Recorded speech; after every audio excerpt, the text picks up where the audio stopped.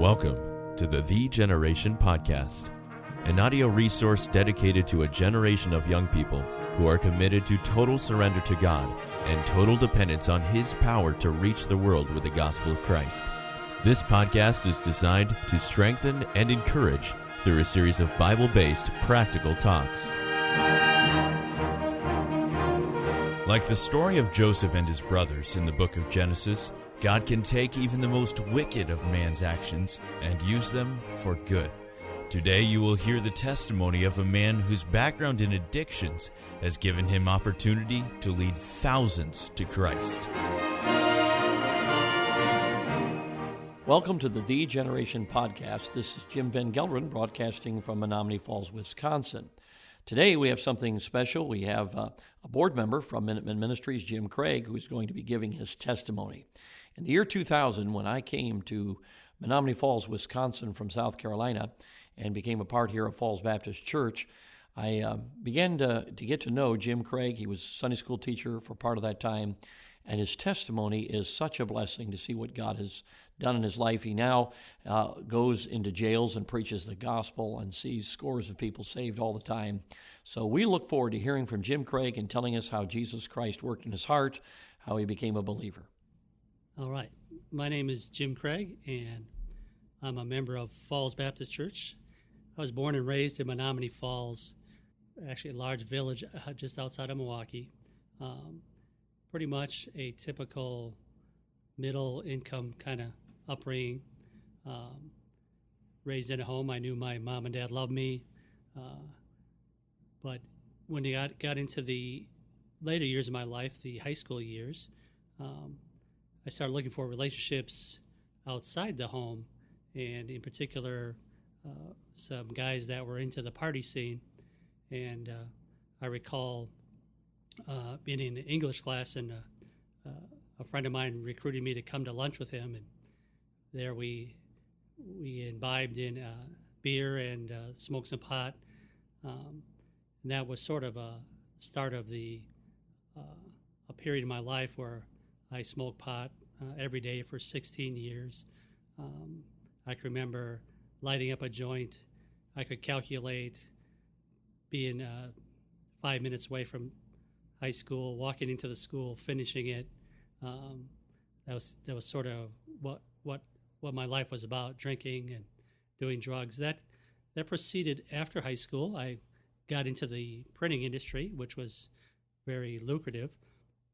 And I became what we like to call in RU a functioning addict. That is, I could hold down a job, I could pay my bills, but yet the weekends were just full of drinking and drugs. And that continued for quite a while.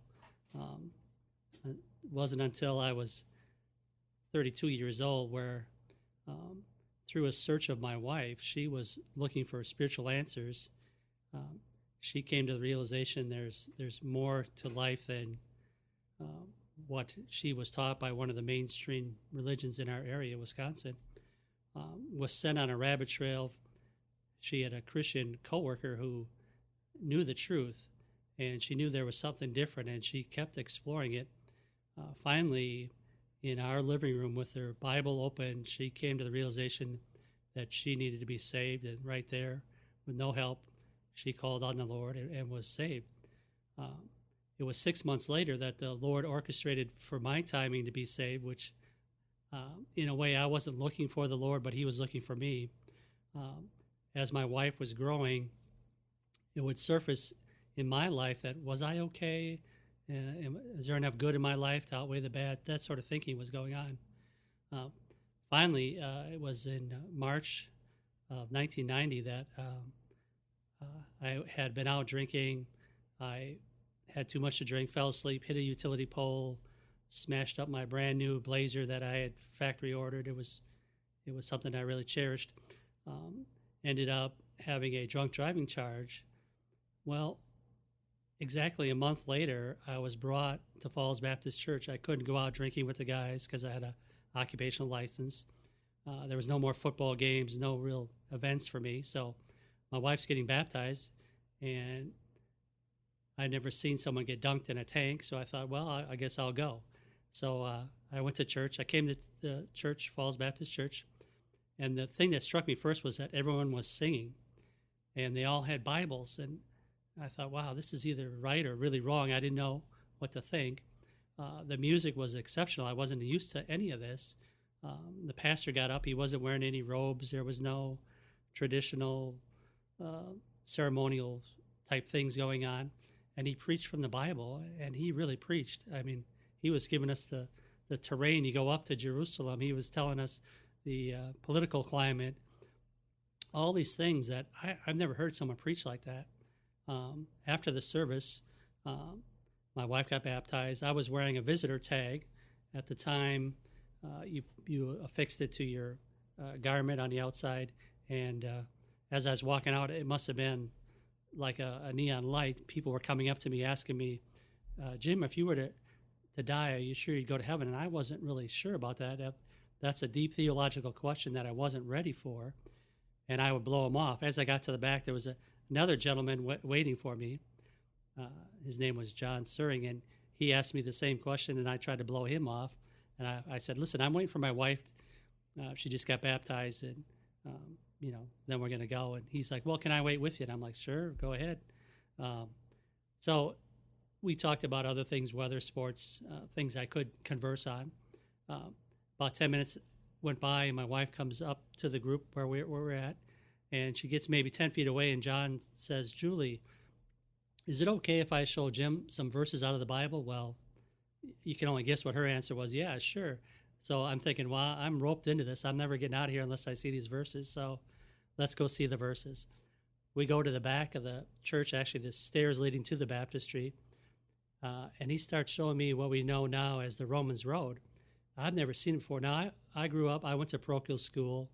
I was an altar boy. I had religious classes, but I've never seen the Romans Road. I never had to explain. And I started thinking, wait a minute. If what I'm understanding here is true, that means that the people I love, my mom, my dad, my grandma, my grandpa, aunts and uncles, all these people believe wrong. And it's as if they were stacked up like dominoes, all leading the wrong way when they fell. And I realized, listen, it's here in black and white. I've got two choices: close this book up and go on the way I was going, or I have to respond to what I'm reading and seeing. And I did the latter.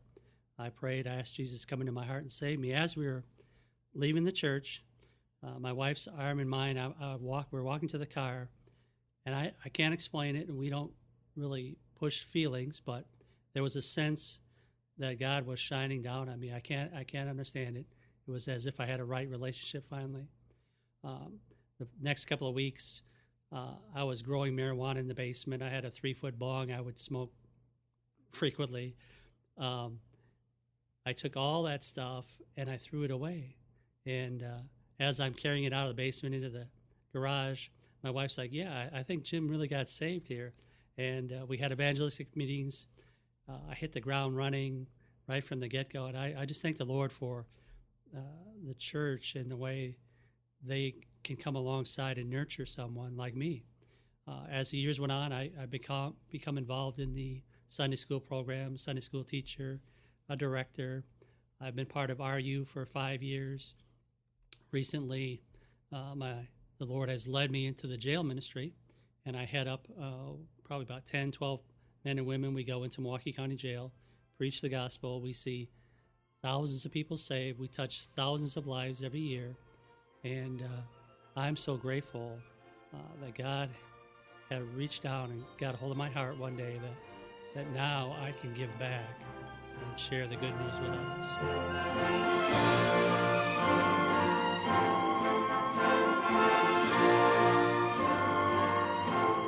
Thanks for joining us for this episode of the Generation Podcast.